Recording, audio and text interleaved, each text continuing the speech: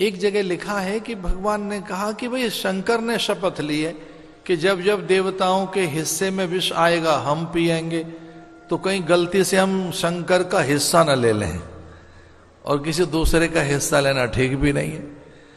तो महादेव के हिस्से में क्या आए? विष। तो भगवान कृष्ण आंख बंद करके और महादेव का आह्वान करने लगे कि हे महादेव आ जाइए, अब ये तो जहर लेकर आइए, आप इसका पान कीजिए। तो कहते हैं सांवरे कृष्ण के अंग प्रत्यंग गौर होने लगे, सुंदर होने लगे, वह रुद्र आने लगा धीरे धीरे। और रुद्र बड़ा सुंदर है। रुद्र का अर्थ कोपी नहीं है, क्रोध ही नहीं है, संहार नहीं है, बहुत गोरा है रुद्र, बड़ा सुंदर। आप रोज बोलते हैं रुद्र का वर्ण आपको याद है, कर्पूर गौरम करुणावतार। कर्पूर जैसा गौर है महादेव। पता है कैसा है? बहुत गोरा है। हाँ देखिए, कृष्ण बड़े सुंदर हैं, ऐसा नहीं है, भगवान बड़े सुंदर हैं, पर महादेव भी कम सुंदर नहीं है। कर्पूर गौरम। पर महादेव ऐसा क्यों करता है? भभूत क्यों रमा लेता है? क्यों विभूति से? तो भगवान महादेव कहते हैं कि अगर हम ही सुंदर दिखने लगे तो हमारे भगवान की महिमा घट जाएगी।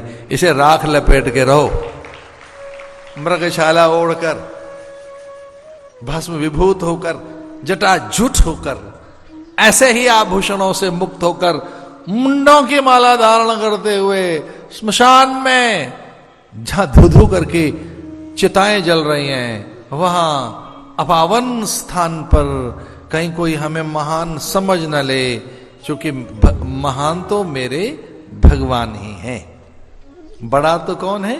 मेरा ईश्वर ही है। और ये भी ऐसा ही है। इन्होंने कहा मैं रावण का वध बाद में करूंगा, पहले मैं ईश्वर की आराधना तो कर लूं, रामेश्वर की, जो राम का ईश्वर है अथवा राम जिसका ईश्वर है। ये दोनों में भेद बड़ा कठिन है। राम का ईश्वर है वो, या राम जिसका ईश्वर है? राम किसका ईश्वर है? महादेव का। और राम का ईश्वर कौन है? महादेव। रामेश्वर को जल चढ़ा रहे हैं वो, तो बड़ा कठिन है। पूतना थी पूतना ने ऐसे बालक को हठात उठाया, आंचल में छुपाया, और ऐसा वेदांत कहता भी है कि आवरण दोष भंग होना चाहिए। वो आवरण में ढक रही है, और ये तीन चीजें जिससे हम ढके हुए हैं, मल, विक्षेप, आवरण। वेदांत कहता है इन तीन चीजों से हम ढके हुए हैं, मल, विक्षेप, आवरण। भगवान को आवरण में ढक रही थी, आंचल में छुपा रही थी। भगवान ने आवरण भंग किया और 10,000 हाथियों का बल लगाकर कृष्ण को छुपाया था उसने। इतनी महान बलवान वो पूतना कि मैं इसे ढक लूंगी, अब तो मैंने इसे छुपा लिया, मेरे आंचल से कोई निकाल नहीं सकता है इसको। लेकिन भगवान ने नन्हे से हाथ से उसका आंचल छीना, तो पूतना घबराई। पूतना को लगा कि ना ये सामान्य बालक नहीं है, मेरे आंचल को जिसने छीन लिया तो ये कोई महान और बलवान है।